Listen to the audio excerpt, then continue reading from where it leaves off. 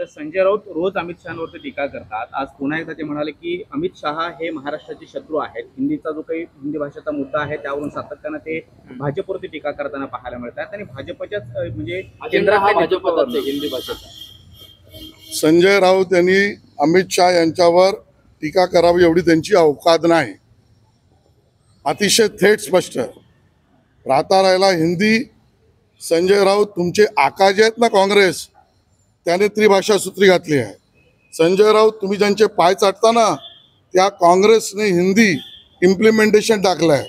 संजय राऊत तुम्ही ज्यांच्या तळी उचलता, ज्या पक्षाचे प्रवक्ते म्हणता, त्या उद्धवजींनी त्रिभाषा सूत्री आणि हिंदी कंपल्शन किंवा हिंदीचा त्रिभाषेत विचार हे सूत्र स्वीकारलं आहे। तुम्ही ज्यांची तळी धरता त्या शरद पवारांनी त्यावेळेला याचा विरोध केला नाही। त्यामुळे मराठी भाषेचे दुश्मन हे कोणी असतील तर संजय राऊत तुम्ही, आणि तुम्ही ज्यांची जबाबदारी घेता ती लोक आहेत।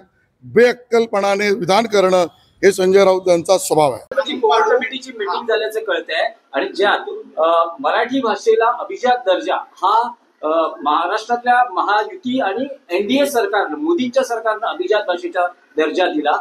हा प्रचार प्रसार मराठी आणि महाराष्ट्रातल्या सर्व लोकांपर्यंत करा अशा सूचना आहेत भाजप नेत्यांच्या, आणि जे भाषीय राजकारण सुरू आहे ते हाणून पडा अशाही अभिजात भाषेच्या संदर्भात असं कुठे लिहिलेलं नाहीये की आम्ही तुम्हाला अभिजात भाषेचा दर्जा देतो म्हणून एखाद्या भाषेची सक्ती तुम्हाला सहन करावी लागेल असं त्या पत्रात लिहिलंय का राष्ट्रपतींनी? की हो आम्ही मराठीला अभिजात भाषेचा दर्जा देतो, त्या बदल्यात तुम्हाला शालेय शिक्षणामध्ये हिंदीची सक्ती सहन करावी लागेल असं काय पत्र असले दाखवा आम्हाला। तामिळनाडूमध्ये अशी सक्ती आहे, गुजरातमध्ये अशी सक्ती आहे, केरळमध्ये आहे का, कर्नाटकात आहे का, ओरिसामध्ये आहे का? दाखवा तुम्ही। महाराष्ट्रावरच का आणि कोणाची व्यवस्था केली जाते? मुख्यमंत्री असं वारंवार म्हणत आहे की कोणतीही सक्ती केली गेलेली नाहीये। हे जे आहे हे गैरसमज पसरवले जात आहेत, हे राजकारण होतं। मला तर अशी भीती वाटते सक्तीनं हे आम्ही जो पुरस्कार करतोय मराठी भाषेचा त्याबद्दल आम्हाला तुरुंगात टाकते।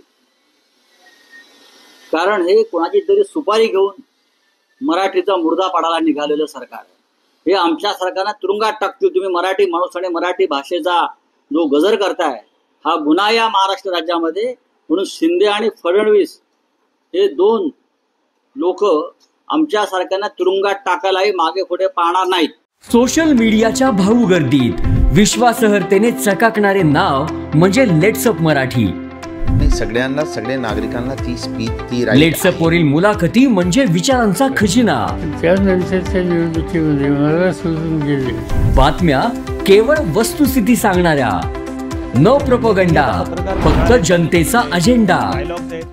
क्योंकि आने वाला कल जाने वाला है, जाने वाला कल आने वाला है। राजकारण, मनोरंजन असो की क्रीडा क्षेत्र, महाराष्ट्राची स्पंदने संवेदनशीलतेने टिपणारे माध्यम म्हणजे लेट्सअप मराठी।